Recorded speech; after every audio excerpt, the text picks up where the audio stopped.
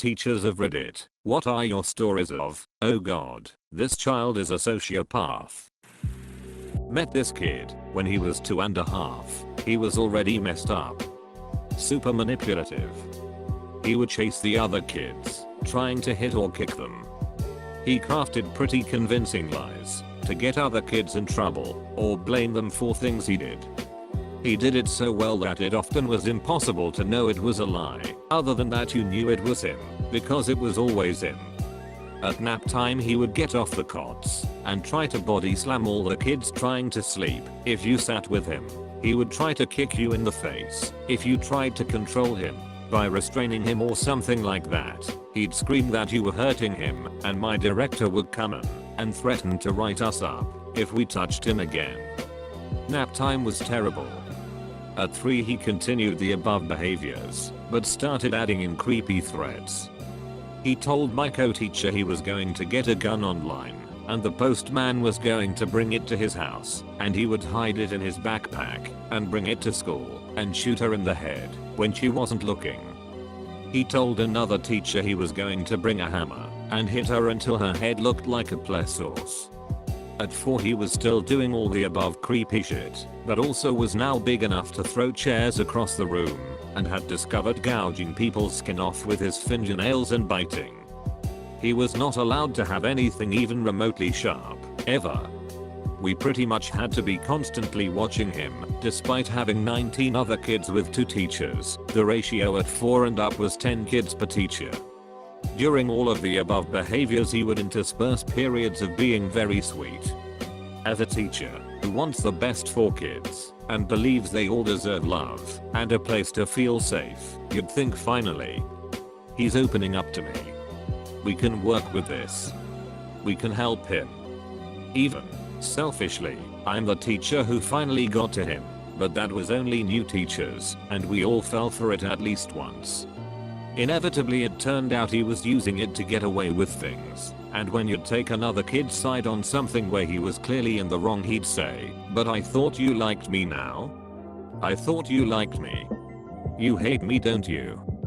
Nobody loves me," while crying. If you made it clear you didn't buy that, he'd pretty much just scream at you and then turn back into the terror he was. It was just an emotional fucking roller coaster with this kid, honestly. Always holding out hope eventually that little phase of being nice would be the real deal, the time it really reached him.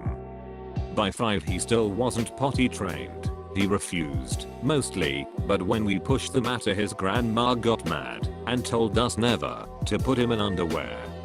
One day he showed up with stitches on his face. His grandma said he'd been bitten in the face by their dog and she was going to have it put down. We all immediately wondered what he'd done to the dog. For what it's worth, I convinced her to rehome the dog, and unless she was a manipulative lying little shit like her grandson, I like to believe she was telling the truth. We had real scissors in the pre-K room, and licensing says that all art materials had to be available at all times. This includes paint and chalk, which was a headache to manage all by itself. We had to watch him because he often tried to stab people. The director wouldn't listen to reason in regards to putting them up because of him. We were just supposed to do a better job controlling the classroom. He also had begun doing weird sexual things. He would drag smaller kids under the slide or under a table where we'd be less likely to see and try to rip their pants down and hump them. He tried to grab the little girl's crotches. He started talking about genitals and asking sexual questions. His grandma insisted we were teaching him this behavior and refused to answer any questions that intimated we thought it was probable that he was being sexually abused. She'd scream about us accusing his granddaddy, who she claimed was the only person home with him when she wasn't there, and how could we do something like that, and we were all perverts. I don't even remember all of it. We had all called CPS multiple times about this kid and had never seen any follow through. I had been refusing to work in the room with him anymore because I often had bruises and scratch marks and nothing was being done to support us. We were just supposed to redirect him.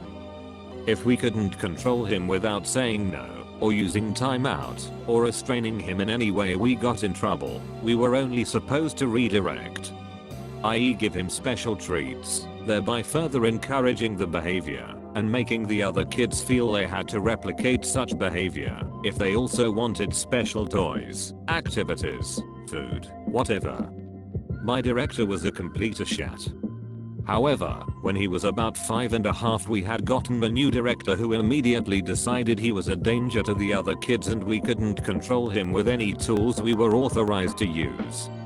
She suggested he get some outside help and perhaps reduce his time with us until his behavior improved. His grandma withdrew him instead, screaming the whole time about how we always hated her and her baby and now he wasn't going to have anyone to watch him and he was gonna get worse because we abandoned him etc etc. I really hope that little boy got help. He was a danger from before most kids were forming full sentences and continued getting worse. I hope he got removed from the toxic environment he was in and got all the help he could get.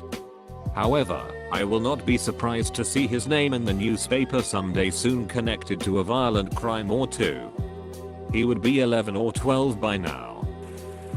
Elementary school, rich preppy white boy, 11, drew a picture of only black boy, 10, in class. It showed a dead decapitated body with lots and lots of blood and a chainsaw.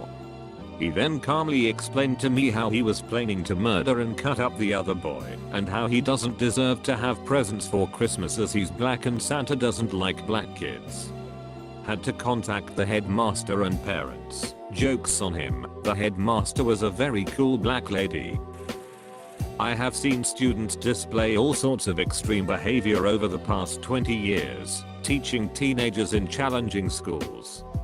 The one kid that I was convinced was a psychopath just quietly refused to do anything he didn't want to do. I never saw him angry, and yet I did see him hit people and say awful things to them. He was always eerily calm. He was tiny and very cute, but he used to manipulate people and watch chaos unfold with these huge unblinking puppy dog eyes. It was like he was carrying out an experiment. Anyway, that was when he was about 14. He's 19 now and serving a life sentence for a horrific gang murder.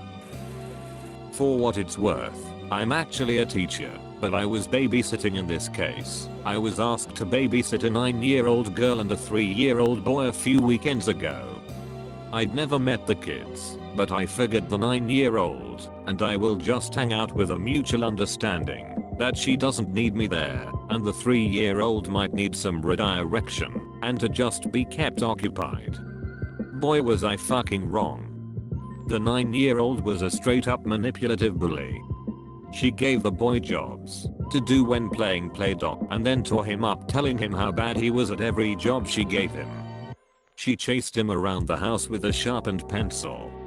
She roughhoused with him until he got hurt and ran upstairs crying, and then she chased after him laughing going AWW I'm really sorry. She stole the TV remote out of my hand and hid it when I tried to find a movie to put on.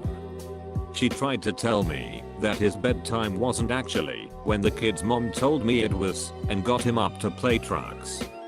Then when I was finally getting him to go to sleep with the story, she came in the room and told me that it was way past his bedtime and he's not allowed any more books. I'd never met a child so starved for control, but I really question where this is coming from because 1. I gave her nothing to push back against. If she was being controlling because I was treating her like a child, I would have understood. But I wasn't, and 2. It was clear her parents weren't extremely strict with her on a normal basis. Anyway, my first clue should have been when the parents offered me a higher pay per hour than I asked for. Even with the chance to make $100 in one night, I'm never going back. Not a teacher, sorry, but when I was younger, maybe 8. I remember going to some family gathering way out in the country. There were tons of distant relatives there. Great grandparents had 11 kids, and therefore lots of cousins I didn't know. One girl, probably 4 or 5, was scary. All of us kids would try to play with her, and she would just act strange. But one thing I really remember was someone was showing us some baby chicks, letting us hold them and pet them. My mother had just explained to us, be very gentle with your babies, etc etc. Well, this little girl is holding a baby chick on her palm, looks right into my mom's eyes and just squeezes this chick until its eyes bulge. They stopped her, and to my knowledge the chick was fine, but I'll never forget the look in her eyes. Immediately after this happened, her dad scooped her up in his arms and she just looked back at all of us, smiling maniacally.